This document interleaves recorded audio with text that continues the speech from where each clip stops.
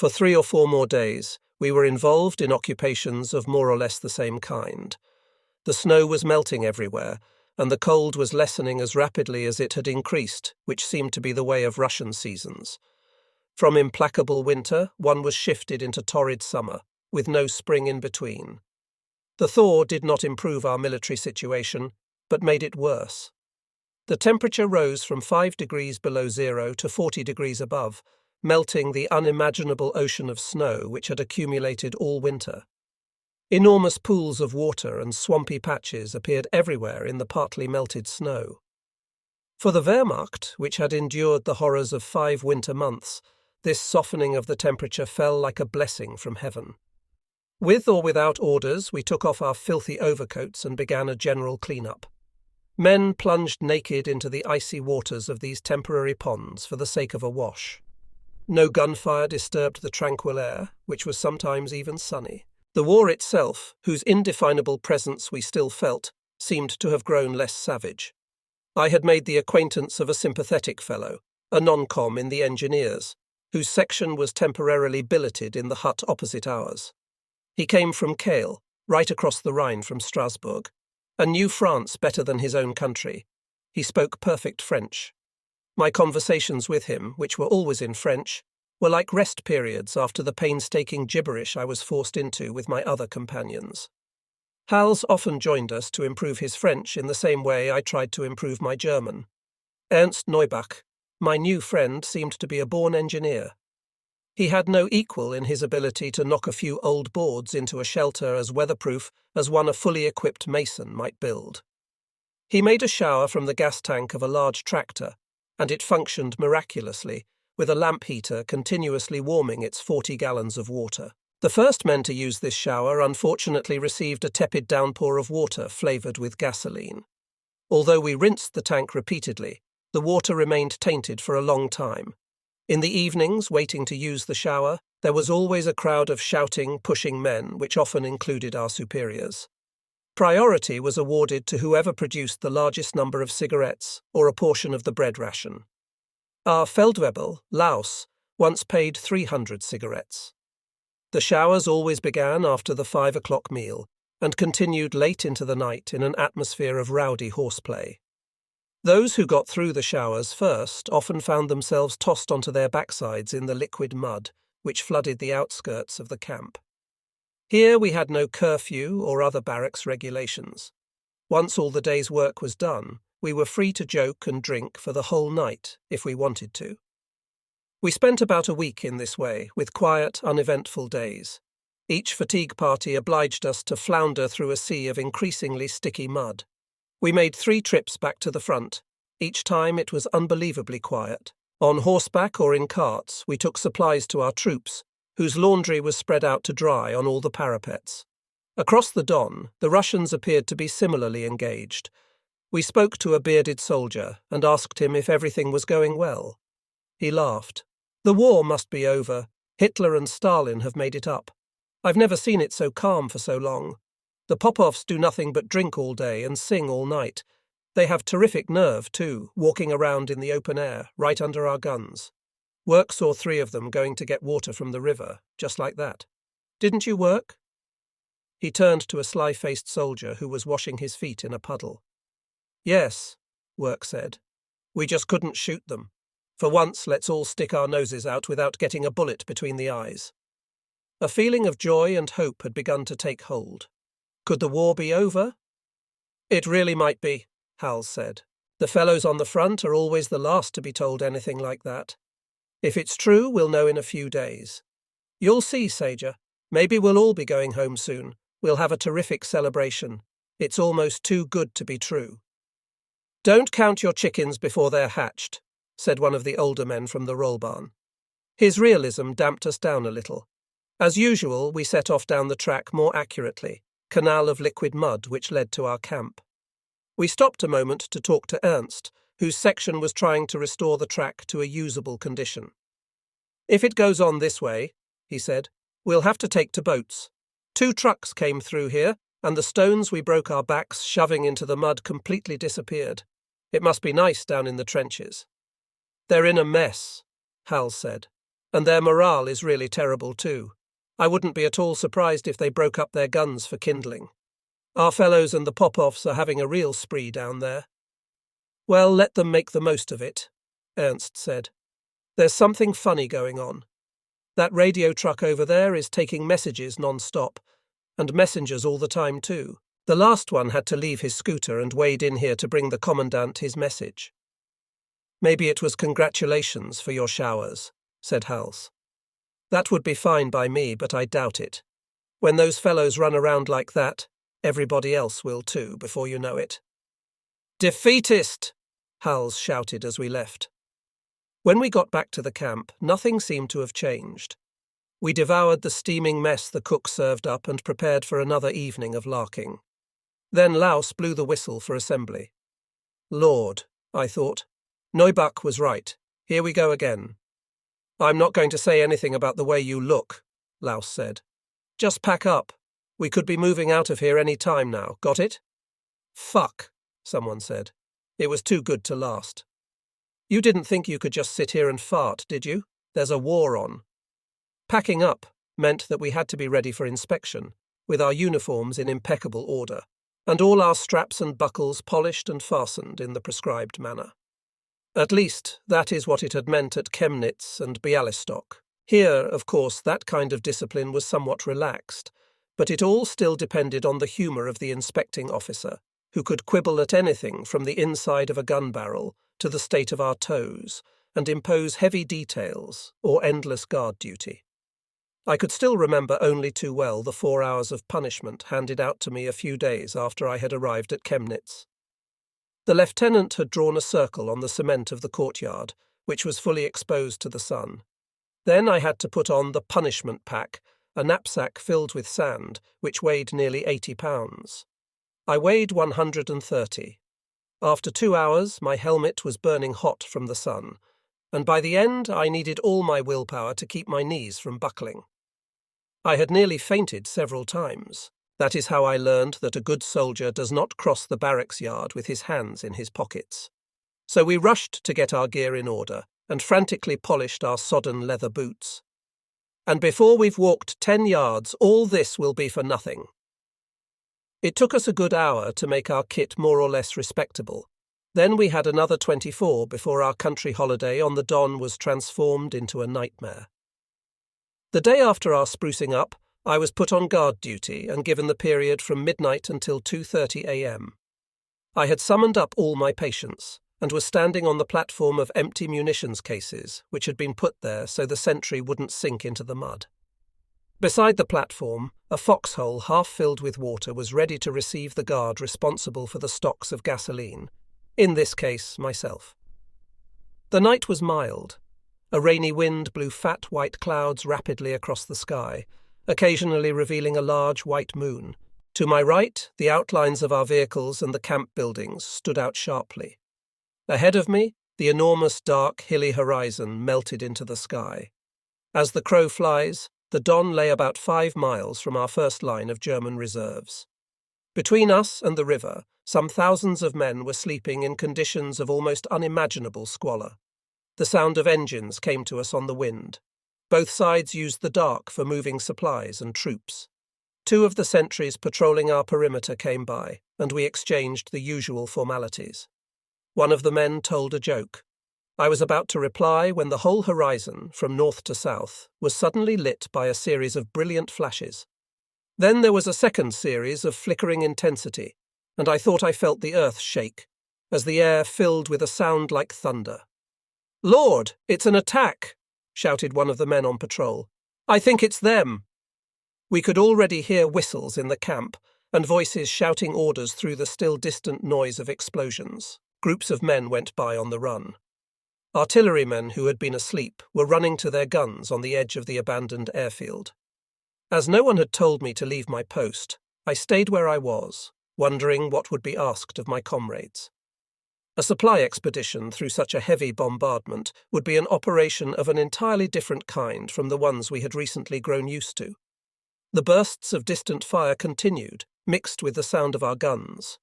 Flashes of light, closer and more brilliant than before, turned the groups of men running through pools of water into shadow puppets. It was as if a giant, in a fit of terrible fury, were shaking the universe, reducing each man to a ludicrous fragment which the colossus of war could trample without even noticing. Despite the relative distance of danger, I bent double, ready to plunge into my water-filled hole at a moment's notice. 2 big crawler tractors came toward me, with all their lights out. Their wheels and treads had churned the mud into a kind of liquid sludge. 2 men jumped down and almost disappeared in it. "Give us a hand, guard!" one of them called. They were splattered with mud right up to their helmets.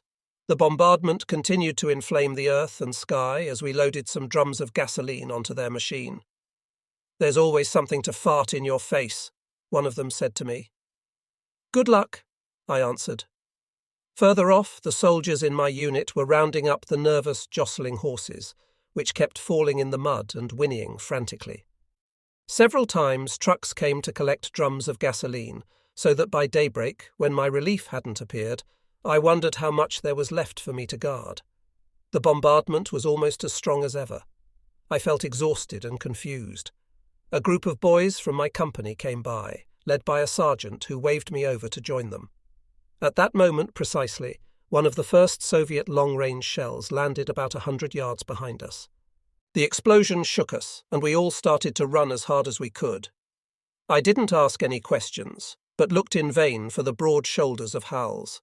Other projectiles were now falling on the camp, which was lit up everywhere. We had thrown ourselves onto the ground and stood up again, covered with mud. "Don't dive like that," said the sergeant. "You're always late. Keep your eye on me and do what I do." A significant howl filled our ears, and all 12 of us, the sergeant included, plunged into the liquid mess. An enormous explosion sucked all the air from our lungs, and a simultaneous wave of mud washed over us.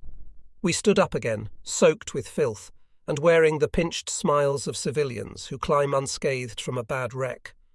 3 or 4 more bursts quite nearby forced us down again. Behind us, something was burning. As soon as we could, we ran to the nearest munitions dump. The sight of this mountain of canvas-covered boxes made our stomachs turn over. If anything hit it, no one within 100 yards would have a chance. "Good God," said the sergeant. "There's nobody here. It's incredible." With no apparent thought of danger, he climbed onto the hill of dynamite and began to check the numbers on the boxes, which indicated their next destination. We stood and watched him, petrified, like condemned prisoners, with our feet apart and our heads empty, waiting for orders. 2 fellows, soaked through like us, came running up. The sergeant began to shout at them from his eminence. They snapped to attention despite the thunder of the guns. "Are you supposed to be on duty here?" "Yes, Herr Sergeant," they answered in unison. "Then where were you?" "The call of nature," one of them said. "You went off to crap like that, both of you at once? Idiots! We've got too much trouble here for fun and games. Your names and units." The sergeant had not climbed down. Silently I cursed this animal with his niggling discipline, who stood there preparing a report, as if nothing unusual were happening. Fresh explosions which sounded very close threw us all onto the ground, except the sergeant, who continued to provoke Providence. "They're cleaning up our rear," he said. "They must have let loose their goddamned infantry. Get your fat tails up here and help me." Half paralyzed by fear, we climbed onto the volcano. The flashes of light all around us lit our bodies in a tragic glare. A few moments later, we were running as hard as we could, oblivious of the weight of the cases in our anxiety to get away.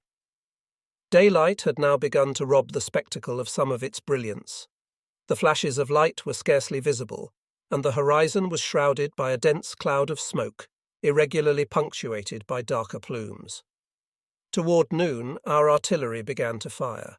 We were still running from job to job, although we were nearly dropping with exhaustion. I can remember sitting in a huge crater which had been dried out by an explosion, staring at the long barrel of a 155 spitting fire with rhythmic regularity. I had found Hals and Lenson, and we were sitting together with our hands over our ears.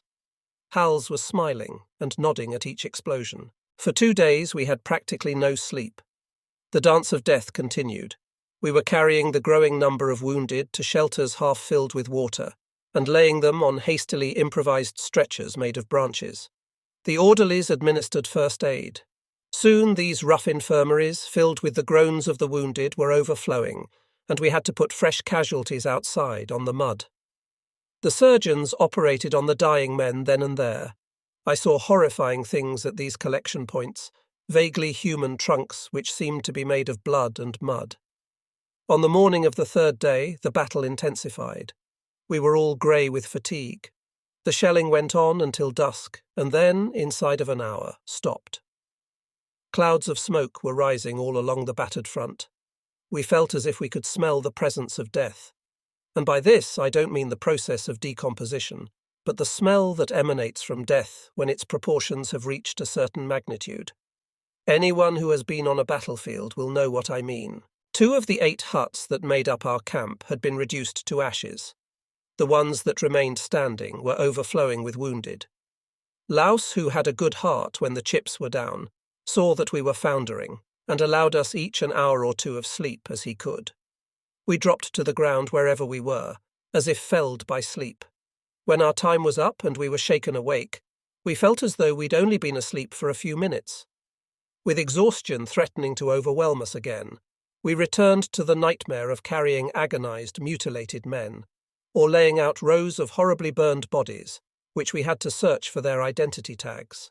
These were then sent to the families of the deceased with the citation, "Fallen like a hero on the field of honor for Germany and for the Führer." Despite the thousands of dead and wounded, the last battle fought by the German army on the Don was celebrated the day after the shooting stopped. The mouths of dying men were pried open so that they could toast this Pyrrhic victory with vodka. On a front approximately 40 miles long, General Zhukov, with the help of the accursed Siberia army, which had just contributed to the German defeat at Stalingrad, had been trying to break the Don line south of Voronezh. Instead, the furious Russian assaults had broken against our solidly held lines. Thousands of Soviet soldiers had paid with their lives for this abortive effort, which had also cost us very dear. 3/4 of my company left that evening. The trucks were jammed with wounded, who were lying almost in piles. I was separated from Hals and Lenzen for the moment, a separation I never liked. Friendships counted for a great deal during the war, their value perhaps increased by the generalized hate, consolidating men on the same side in friendships which never would have broken through the barriers of ordinary peacetime life. I found myself alone with a couple of men who may have been more or less interesting, but with whom I never had the chance to talk. As soon as I could, I abandoned them for a truck seat on which I attempted to regain some of my strength. The assembly whistle rang in my ears very early the next morning. I opened my eyes.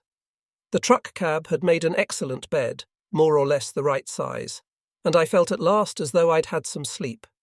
But exhaustion had stiffened my muscles, and despite my sleep, I had a terrible time pulling myself onto my feet. Lining up outside, I saw the same exhausted, dishevelled look on almost every face. Even Laus wasn't feeling particularly energetic. He had slept with his equipment like all the rest of us.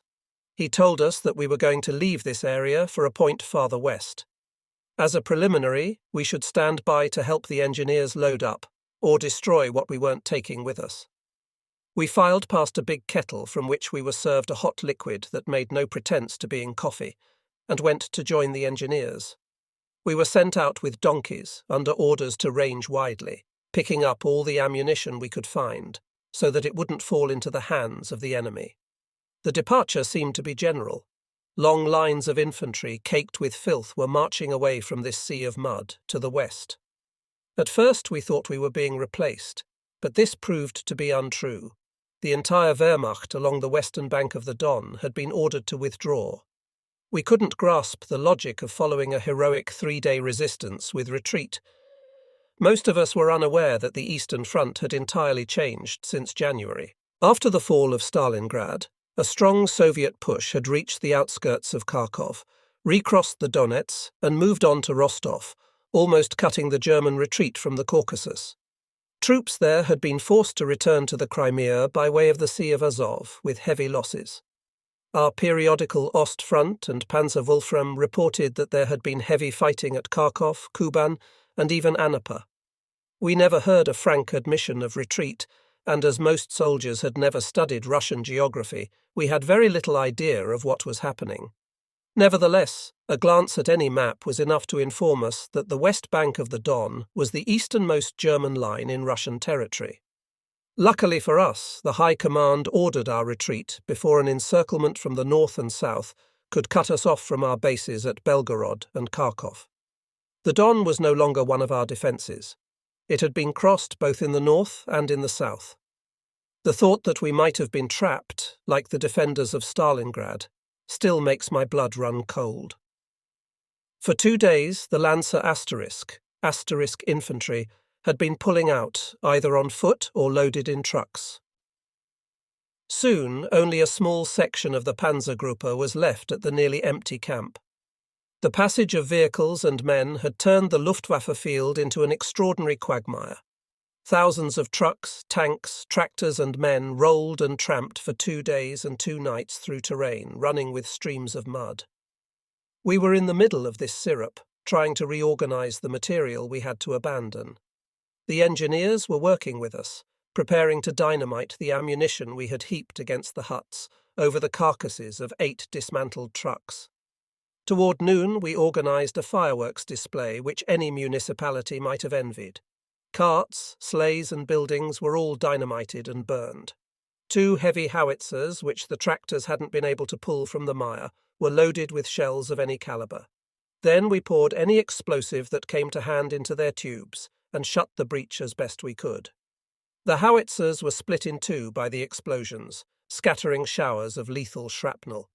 We felt exhilarated, filled with the spirit of destructive delight. In the evening, the Spandaus stopped a few Soviet patrols, who had undoubtedly come to see what was happening. During our last hour, we were under light artillery fire, which caused us a certain emotion.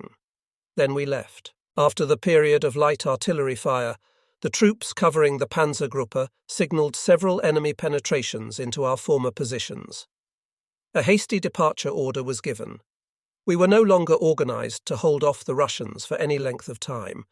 I was carrying my belongings, looking for a vehicle, when our Feld assigned me to a truck we had captured from the enemy, which was now carrying our wounded. "Step on the gas!" he shouted. "We're getting out!" Every soldier in the Wehrmacht was supposed to know how to drive. I had been given some idea of how to handle military vehicles during my training in Poland, but on machines of a very different kind. However, as one never discussed orders, I jumped into the driver's seat of the Tatra. In front of me, the dashboard presented an array of dials whose needles uniformly pointed down, a few buttons, and a series of words in indecipherable characters. The engineers had just attached the heavy truck to the back of a Mark IV. We would be leaving instantly. It was essential that I get the wretched machine to start. I considered climbing out and confessing my incapacity, but repressed the idea on reflection that they might assign me to something more difficult, or even leave me behind to get out on my own feet as best I could. If I couldn't move, I would be captured by the Bolsheviks, a thought which terrified me. I pawed frantically at the dashboard and was blessed by a miracle. My desperate eye fell on Ernst, who was clearly looking for a lift. I felt saved. "Ernst!" I shouted. "Over here, I've got room!" My friend joyfully jumped aboard. "I was ready to hang on to the back of a tank," he said. "Thanks for the seat." "Ernst?" I asked in a voice of supplication. "Do you know how these damned things work? You're a fine fellow, sitting here when you don't know the first thing about it." I had no time to explain. The powerful engine of the tank to which we were attached was already roaring. Hurriedly, we pulled at the controls. From the turret, one of the tank men signalled to me to put the truck in gear at the same time as the tank, to reduce the jolt for the wounded. Neubach pulled a lever under the dashboard, and we felt a responding throb from under the hood. I pressed down hard on the accelerator, and the engine made a series of loud bangs. "Gently!" the Feld shouted at me. I smiled, nodded, and let up on the pedal. The chains stretched taut, and we increased our speed.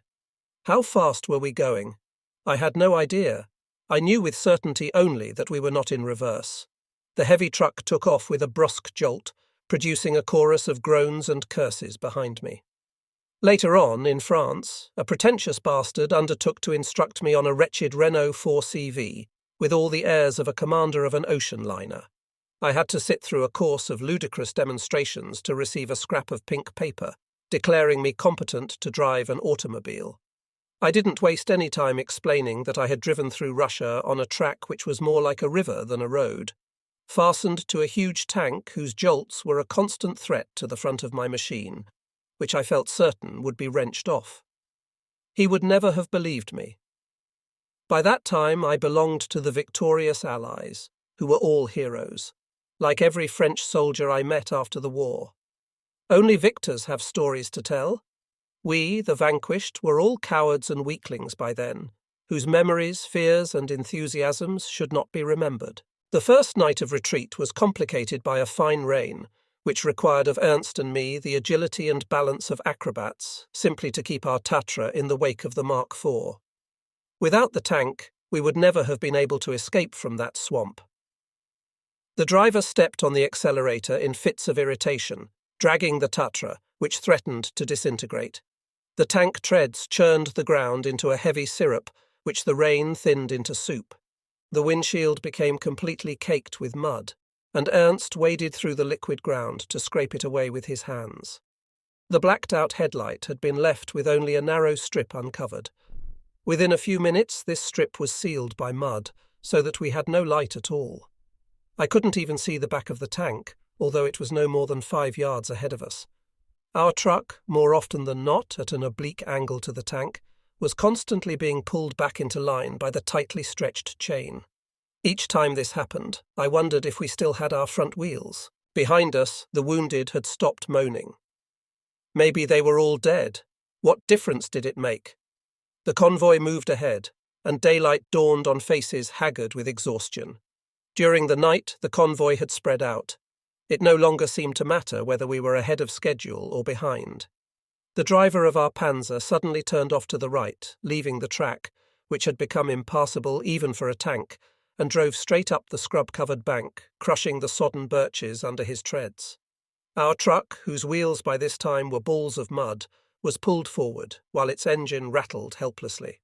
Then everything came to a complete halt. This was the second stop since our departure. We had stopped once in the night to gas up. The poor bastards on the back of the tank jumped down among the broken branches. Their backsides had been burning all night on the hot metal over the engine, while the rest of their bodies froze in the cold rain. An exchange of shouted abuse, which was nearly a fight, broke out at once between a non-com in the engineers and the Panzerführer. Everyone else took advantage of this opportunity to crap and eat.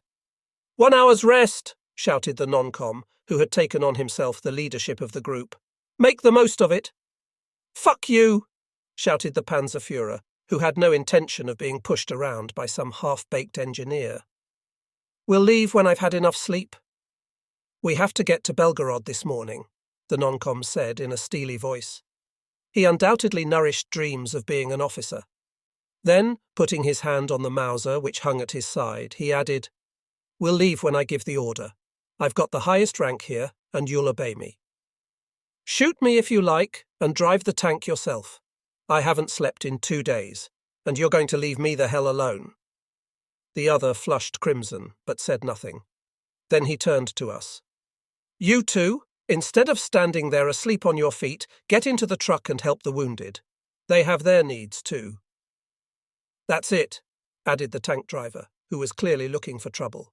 And when they're finished, the Herr Sergeant will wipe their asses. You watch it, or I'll report you, snorted the sergeant. He was now white with rage. Inside the truck, the wounded had not died, despite the jolting of the journey. They were no longer making any noise, and we could see that some of their bandages were soaked with fresh blood. Fighting the exhaustion which made our hearts race, we helped them down and back as best we could, omitting only one man, who was missing both legs. They all asked us for something to drink, and in our ignorance we gave them as much water or brandy as they wanted. We certainly shouldn't have done this. 2 men died a short time later. We buried them in the mud with sticks and their helmets to mark their graves. Then Ernst and I curled up in the cab to try to snatch a little sleep. But sleep wouldn't come, and we lay instead, with throbbing temples, talking of peace. 2 hours later, it was the tank driver who gave the order to depart, as he had predicted. It was now mid-morning. The day was clear and bright, and large chunks of snow fell slowly from the trees. "Ha!" he said. "Our general left us all while we were asleep. Maybe he felt like taking a walk." It seemed that the non-com really was gone. He must have managed a ride in one of the trucks that had passed us during our rest. "That shit has gone to make his report," shouted the tank driver.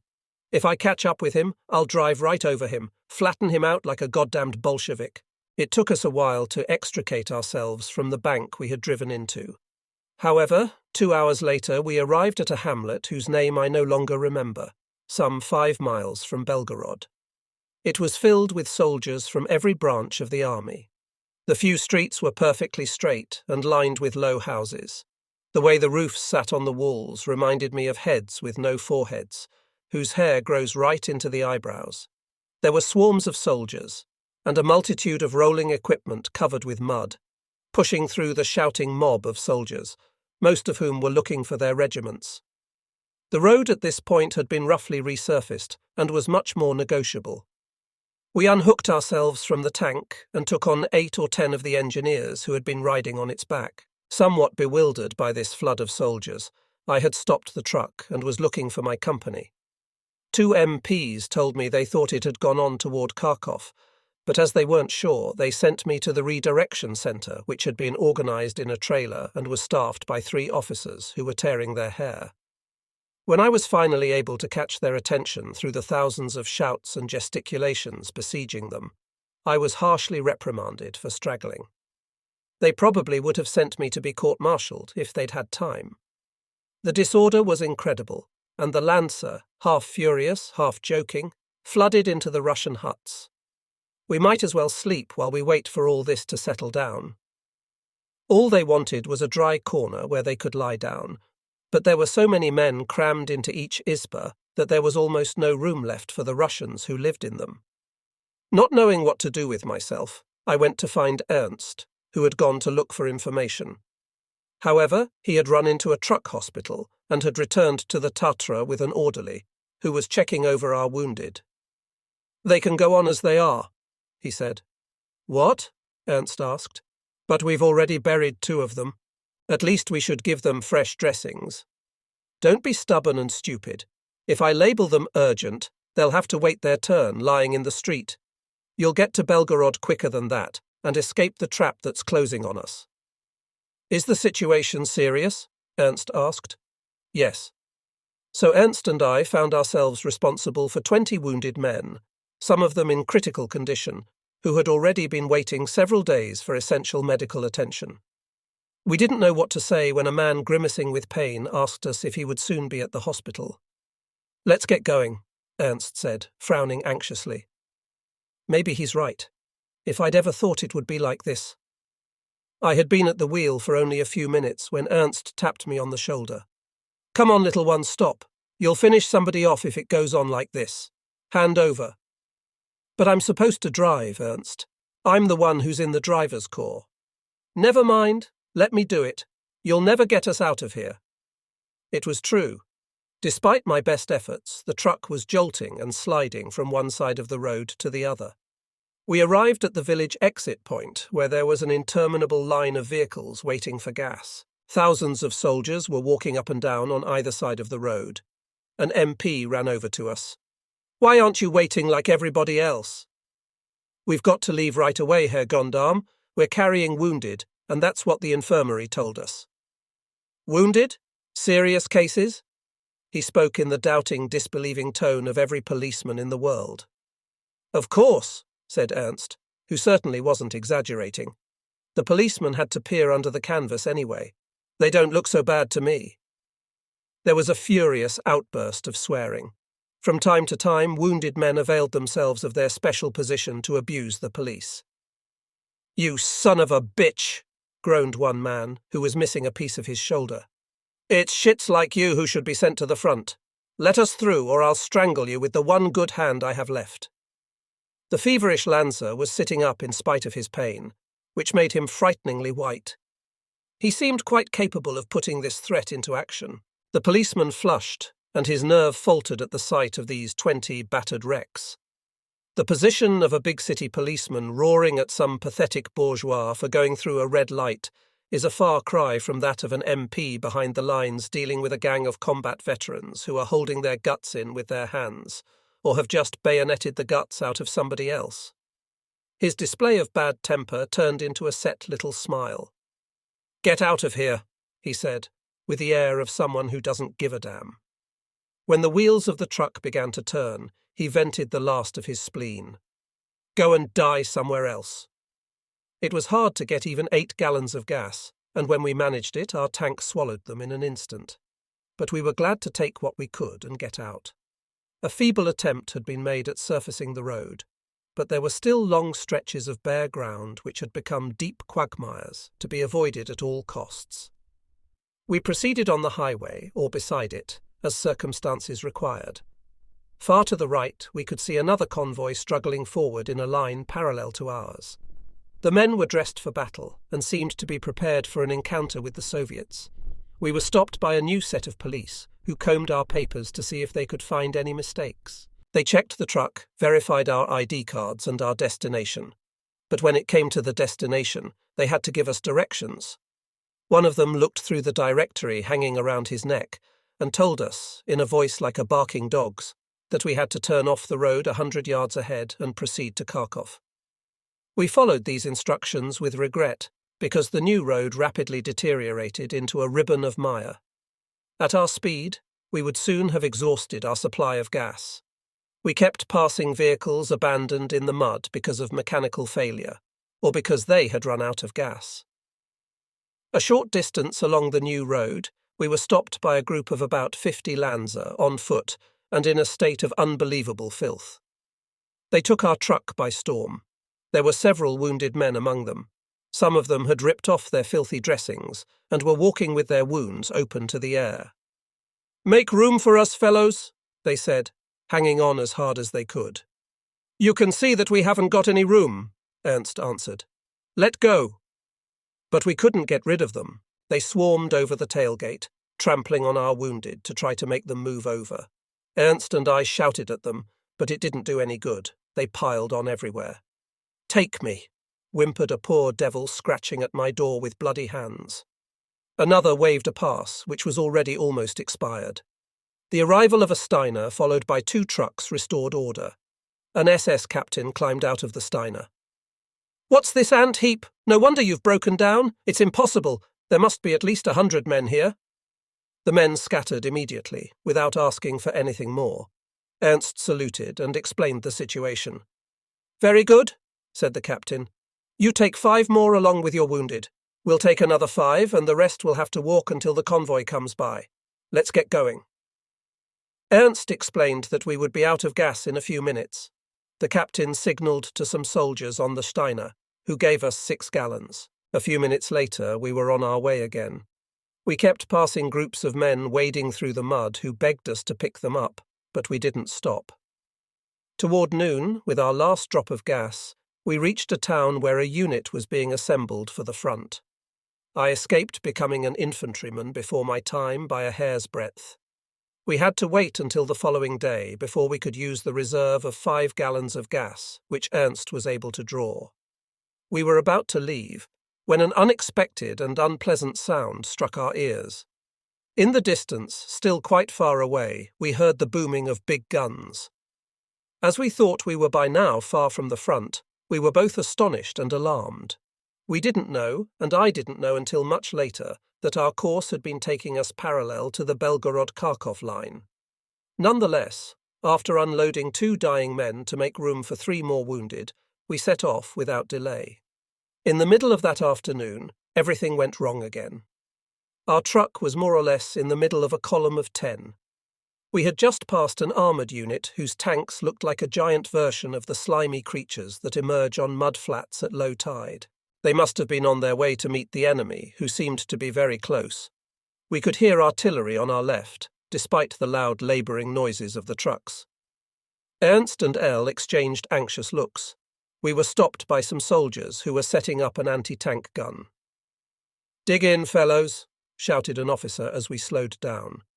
"Ivan's getting pretty close." This time at least they were telling us something. But I wondered how the Russians, who had been left some 90 miles behind, could already be in this district. Ernst, who was driving, stepped on the gas. 2 other trucks did the same. Suddenly, 5 planes appeared in the sky at a moderate altitude. I pointed them out to Ernst. "They're yaks," he shouted. "Take cover." We were surrounded by bare mud, with occasional clumps of stunted brush. There was a sound of machine gun fire from the sky. The column drove more quickly, toward a shallow fold in the ground which might give some protection. I was leaning out the window, trying to see through the flying mud spun by our wheels. 2 Focke-Wulfs had appeared and had shot down 2 of the yaks, which crashed far to the west. Until the final stages of the war, Russian aircraft were no match for the Luftwaffe. Even in Prussia, where Russian air power was its most active, the appearance of one Messerschmitt 109 or one Focke-Wulf would make a dozen armoured Ilyushin bombers turn and run. At this period, when German air power still possessed important reserves, the lot of the Russian pilots was not enviable. 2 of the 3 remaining yaks had taken flight, pursued by our planes, when the last dived straight at the convoy. One of the Focke-Wulfs was chasing him and was plainly trying to get him in his sights. We reached the dip in the road. The Soviet plane had come down very low to use its machine guns. The trucks ahead of us had stopped short, and the able-bodied were jumping down into the mud. I was already holding the door open, and I jumped with my feet together, plunging face downward, when I heard the machine guns.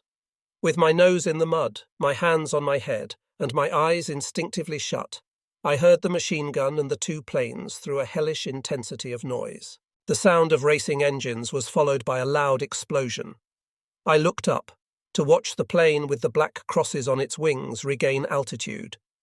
300 or 400 yards away, where the yak had crashed, there was a plume of black smoke. Everybody was getting up again. "One more who won't give any trouble," shouted a fat corporal, who was clearly delighted to be still alive. Several voices joined in a cheer for the Luftwaffe. "Anybody hit?" one of the non-coms called out. "Let's get going then."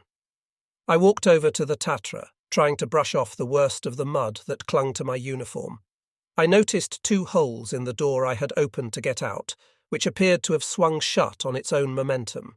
2 round holes, each outlined by a ring of metal from which the paint had been scraped away. Nervously, I pulled open the door. Inside, I saw a man I shall never forget, a man sitting normally on the seat, whose lower face had been reduced to a bloody pulp. "Ernst?"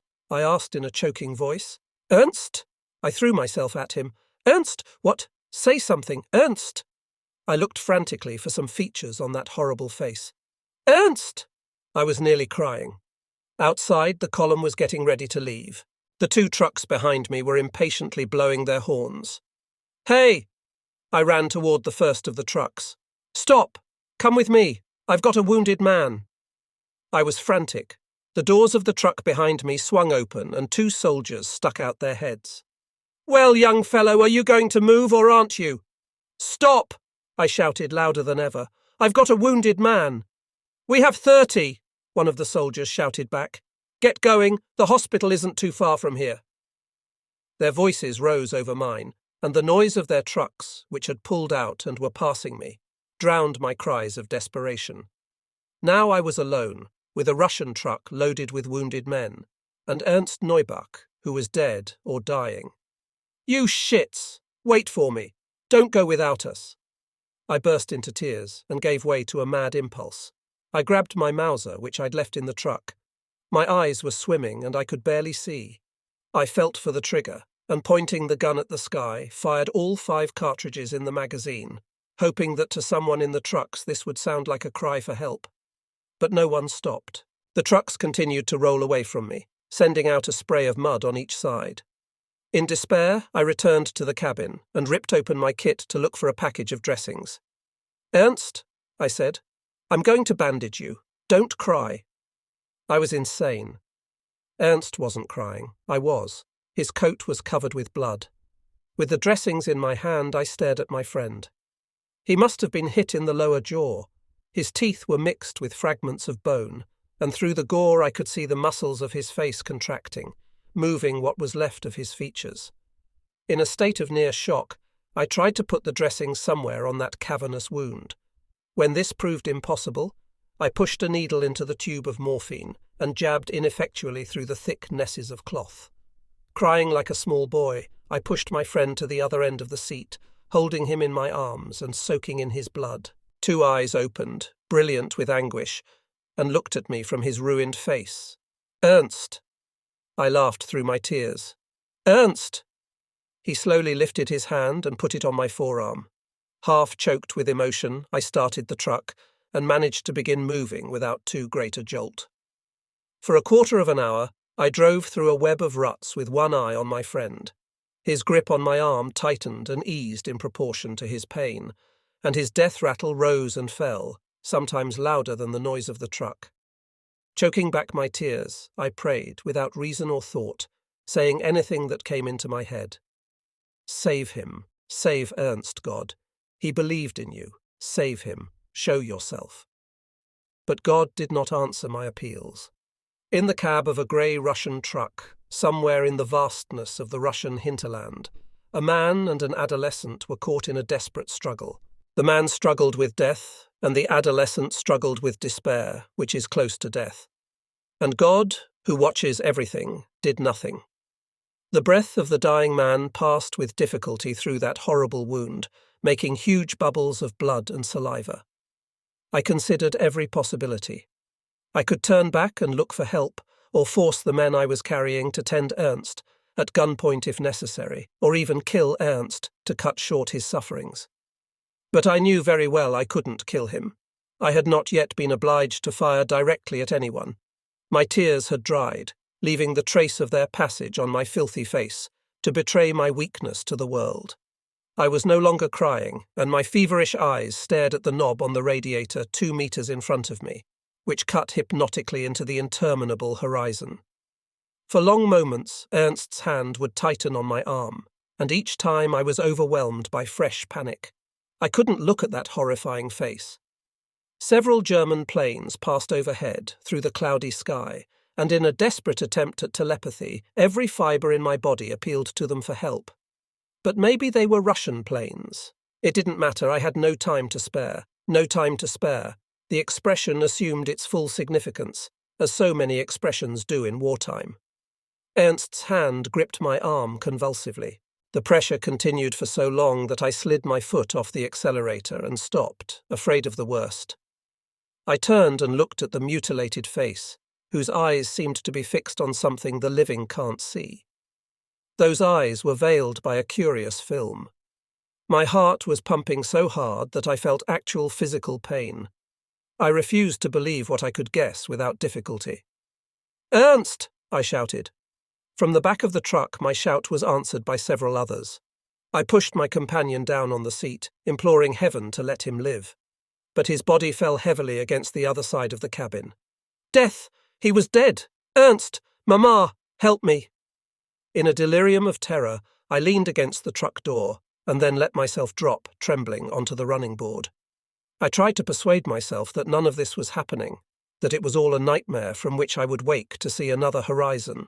As I sat and thought, I still had no idea of the extent of irremediable evil. I dreamed of what life would be like when I shook off this horrible nightmare in which my friend had just died. But my eyes could see only mud, sucking at my boots. 2 heads looked out from the back of the truck. They were saying something, but I didn't hear them. I stood up, and turning my back on them, walked off a short distance. That small physical effort reawakened some sense of life and hope, and I tried to tell myself that all of this wasn't really serious, that it was only a bad dream I had to forget. I tried to impose an expression of smiling derision on my features. 2 of the wounded men jumped down from the truck to relieve themselves. I stared at them unseeing, while the vitality of being alive beat back the darkness. I began to think with hope that surely all the German soldiers in Russia would be sent to help us, that something must be coming to help us. Suddenly I thought of the French. They were already on their way. All our newspapers said so. The first legionnaires had already set out. I had seen the photographs. I felt a hot flush run through me. Ernst would be avenged. That poor fool who had never hurt a fly, who had spent his time making life more endurable for wretched soldiers shaking with cold, and his marvellous hot showers. The French would come, and I would run to embrace them. Ernst had loved them like his own compatriots.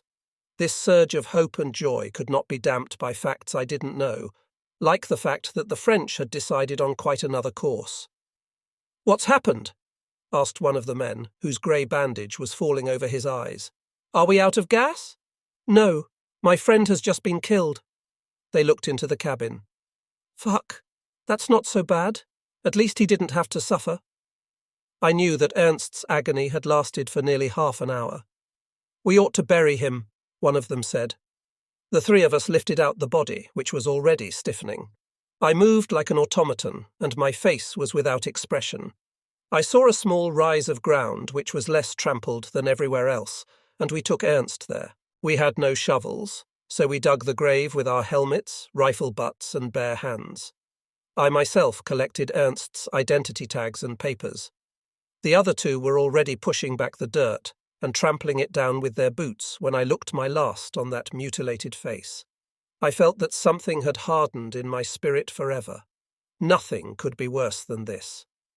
We pushed in a stick at the head of the grave and hung Ernst's helmet on it.